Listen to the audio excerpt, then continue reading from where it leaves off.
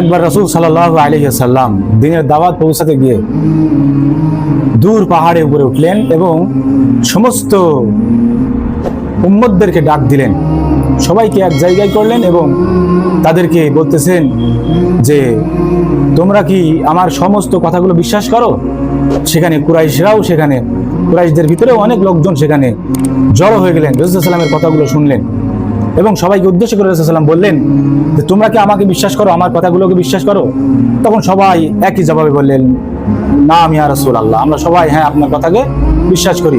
তখন রাসূল সাল্লাল্লাহু আলাইহি ওয়াসাল্লাম বললেন যে দেখো হে লোক সকল, রব্বুল আলামিন দুনিয়াতে পাঠিয়েছেন এবং আবার তোমাদেরকে ফিরে যেতে হবে, তোমার জন্য জান্নাত অথবা জাহান্নাম রেখে দিয়েছে, জাহান্নাম যা আসে এটাকে তোমরা বিশ্বাস করো? তখন অনেকে বিশ্বাস করলো, অনেকে বিশ্বাস করলো না। তার ভিতর থেকে কুরাইশদের একজন রাসূল সাল্লাল্লাহু আলাইহি ওয়াসাল্লামের আপন একজন, তিনি রাসূল সাল্লাল্লাহু আলাইহি ওয়াসাল্লামকে বললেন যে হে মুহাম্মদ, তুমি কি এই জন্যই আমাকে ডাক দিয়েছো? এই জন্যই আমাদেরকে ডাক দিয়েছো? তুমি ধ্বংস হও।